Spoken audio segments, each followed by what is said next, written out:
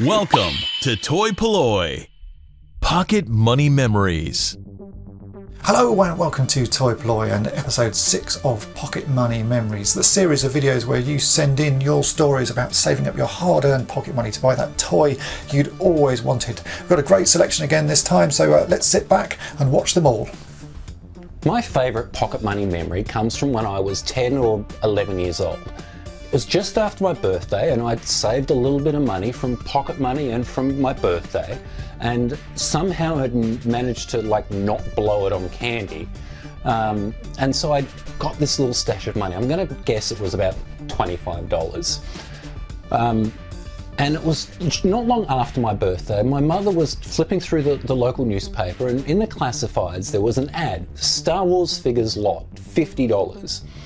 Now you've got to realise this was the late 80s. This was kind of that lull period. The vintage figures had all finished and we hadn't gotten to the re-released Power of the Force stuff yet. So Star Wars figures weren't worth very much, but you also couldn't go down to the shop and buy them anymore. So it was actually my mother who came to me. She said, look, you've been a good boy, you haven't gone and blown all your money. I will chip in the other $25, you put your money in, and if you want them, we can go and get those figures for you. I'm pretty sure my mother hadn't even finished her sentence and I was out the door waiting by the car, wanting to go and get them as soon as I possibly could. And I still remember the trip going to pick them up. There I was as a kid sitting in the passenger seat and going telling my mum, now look, don't speed, we want to get there all nice and safe, don't speed. But in the back of my head I was going, come on mum, hurry up, put your foot down, off we go. Look, in hindsight, my mother at the time drove this little Mazda 1300 station wagon. I'm pretty sure it was going flat out. But as a kid I'm like, go. So we went and we picked them up and we got home. And within minutes they're spread out all over the lounge room floor and I'm playing with them and sorting them and all the stuff you do as figures, with your figures as a kid. But the one buried in the bottom of the box was one more thing, and it was actually this guy. This is my vintage Darth Vader, so he's the 15-inch or so figure, and I've actually got two of these now. But this was buried in the box, and it's the only variant of this line of figures that I've ever had.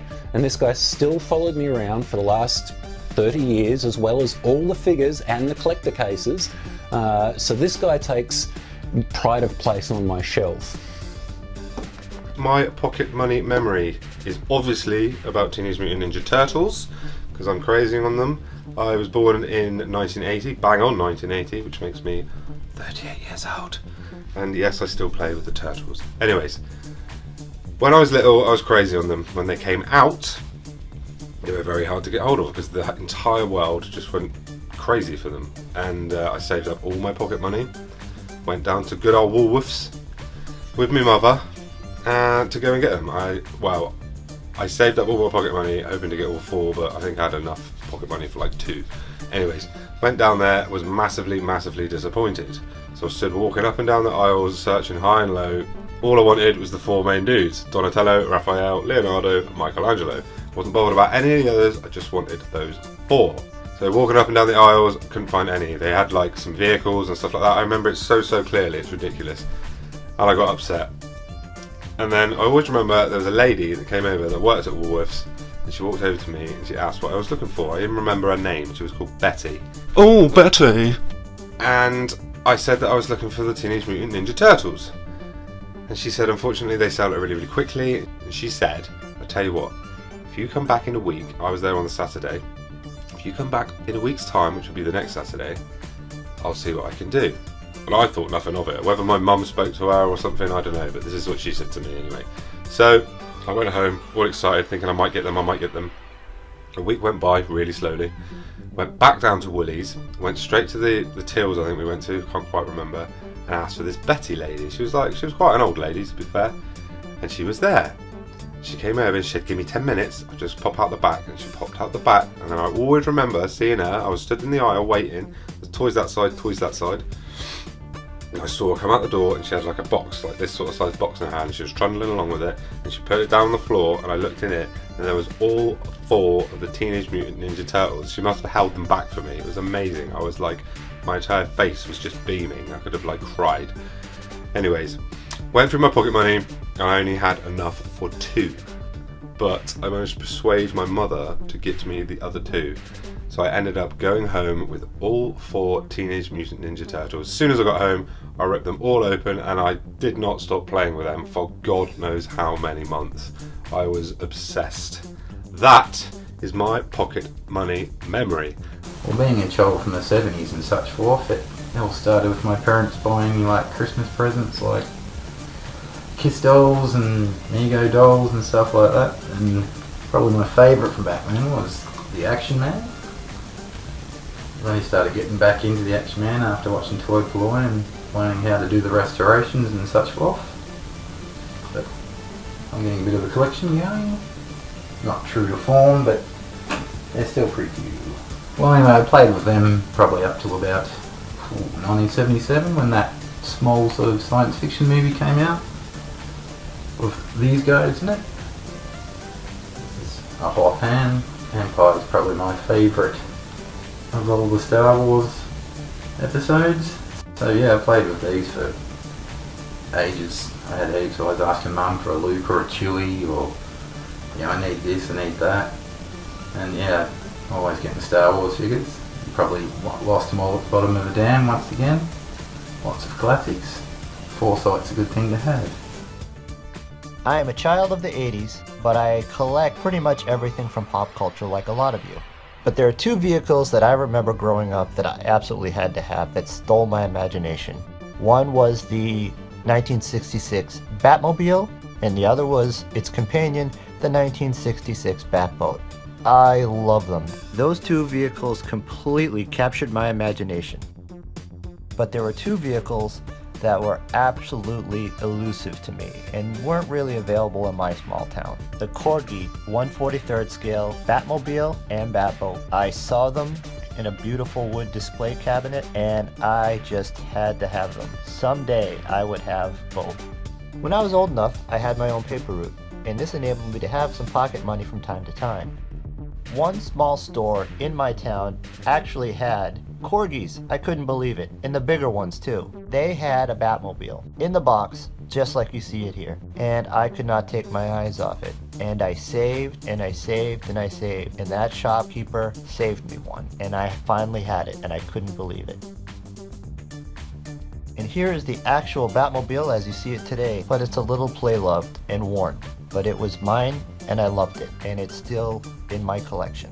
But that's not the end of the story. I still didn't have the Batboat. And a few years went on, and I moved out of my house and went out on my own and went to my first Comic-Con. And I had some pocket money that I saved, not a lot, but I went to one of the tables and they had in the box one of the 70s Batboats. And it was beautiful. But it was way too expensive. There's no way I could have afforded that. So I asked the vendor, did they have one out of the box? Did they have one loose? Anything that was more affordable. I told him what my budget was, and it wasn't a lot. And he actually was the person that introduced me to the collecting community. And he said, look, I have a Batboat. It's a little battered and a little damaged, but if you know how to work on scale models, then you can maybe fix it. But we need to get you some parts. So he walked me to other vendors who he knew in the community. And we got Batman and Robin, and we got tires, and we got windows, and everything to complete this vehicle. And I was gobsmacked. But even though that Batboat had a big gouge in it, it had to be repaired with a little putty, it was able to be saved. And this is what it looks like today. And I love it. It proudly sits in my display. And the fact that I have both of them still amazes me. So I saw Empire at the movies, and I saw Jedi at the movies. I didn't have the big ships, so we lived in a little 2 up 2 down terraced house, so there wasn't a lot of room or a lot of money.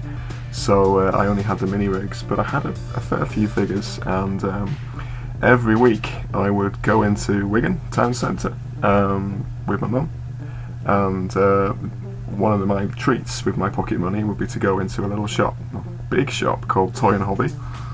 Toy and Hobby was an interesting place because it was bright orange and bright yellow, and it had this strange green lino that smelled very weird, very kind of plasticky, so it's very, it lives long in the memory, the smell of that shop. And I'd have the pleasure of picking just one action figure a week, and I particularly enjoyed collecting the robots. So I've still got my IG-88. So he's still with us. There are other Star Wars figures knocking around in here somewhere. I do remember the medical droids, being really taken with those. But my real memory was when I was looking around in my local newsagents, which was a place called Top of the Hill, and I was looking for biros. And it would have been around about the time Jedi had finished, and I guess the toy line was heading towards clearance, because the newsagent had picked up, unbeknownst to me, a whole load of these Star Wars figures, and they were 50p each. And the one that I remember being the most thrilled with was this guy. Not this exact guy, I hasten to add, because this guy came from eBay. Sadly, I didn't hold on to my original, but the Emperor's Royal Guard. So I really love this figure. I love the card. I love the card artwork, the photo. I love the head sculpt. I love the cape. This guy doesn't have the staff, so I do have a 3D printer. So I'm kind of hoping that maybe someone somewhere has those things that I can print. Otherwise, it's off to eBay. But this little guy, I love the figure, and I have very strong memories of buying that and being really surprised to see it in the newsagents. I have quite a lot of memory of getting toys as a child, but one that really sticks in my mind is not one where I actually spent any pocket money on it. It was one where my parents bought me a toy after something quite horrid happened. It was a day that I'd been taken to the dentist, and my parents hadn't told me that I was actually going to the dentist to have a load of teeth removed because there was something up with how my teeth were developing, so they all had to be removed in one go. So I went to the dentist. They didn't tell me what was going to happen. I was taken into the sort of dentist room. He did loads and loads of injections and then pulled out, it must have been, I remember, sort of 6 or 8 teeth. So it was really quite a sort of traumatic sort of morning for a young child. I could have only been maybe 8 or 10 years old, something like that. So after this event, my parents took me to a toy shop to sort of calm me down, and I was allowed to buy one Action Man outfit. And the outfit I chose was this, which is the Action Man SAS outfit. Now this is still an outfit I absolutely love today. I just like the look of it, and the way that he's got a sort of mask on. You can't really see his face. He's got some little eyes poking through. In fact, he has a little grappling hook on his bulletproof vest. So sometimes toy memories aren't always sort of based on nice things, but the toys themselves still remain nice in the future. So although this was a bit of a sort of horrid thing to happen as a child, my teeth have obviously worked out perfectly well in the end, and I've got a nice memory of this Action Man and this Action Man outfit. So back when I was younger, we never used to live near like a large toy store, so whenever we got pocket money we would head down to the Sunday car boot sale and I'd spend it there, and I used to feel like I would get a lot more for my money than if I actually went to a toy store. Anyway, so I started collecting around 8 or 9 years ago, and these are a couple of the figures I bought from the very first time I went to a car boot sale. So starting at the left here we've got Mantis. He's from the Pirates of Darkwater action figure line, which came from a strange cartoon that I'd never even seen before. This one is Doc Saturday. He's from The Secret Saturdays, which was a cartoon, I think, from around 2008. Next we've got Evil Nebula. He's from Captain Simeon and the Space Monkeys. And I've always loved the design of this guy. I think it's just so unique from any other action figure like I've ever seen before. And then we've got Count Dragon from Kamen Rider, I think it was. And he's got that as an action feature, which is a little bit bust, but oh well.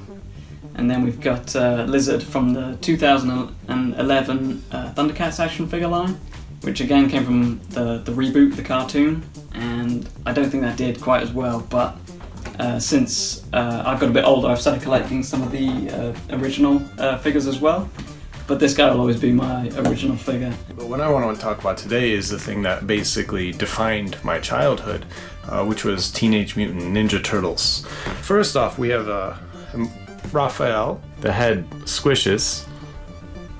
The reason these stick out so strong in my mind when I think about them is that when I was young, I didn't get too much pocket money. I had an allowance, usually like $5 a week, that I'd spend it on random toys here and there. I really liked Mask as well growing up.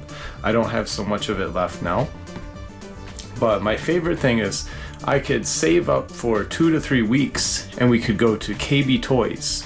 Especially in the earlier 90s when a lot of this toy had been out for 5 or so years, so there was a lot of backstock that they would try to get rid of. And the way they do it is that they'd have either like 2 for $5 or 3 for $10 or something like that. And I remember specifically going, we had a Christmas field trip to a local mall when I was in sort of 2nd or 3rd grade.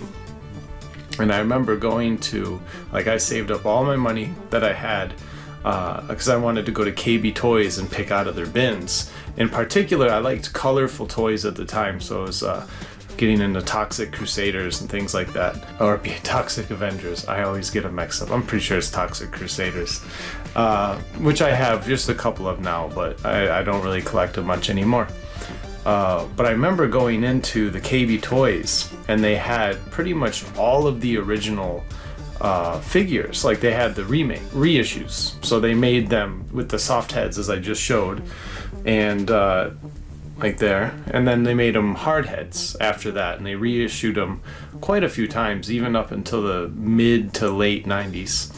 But I ended up picking up with my before Christmas allowance, I picked up pretty much a full set of the original Turtles.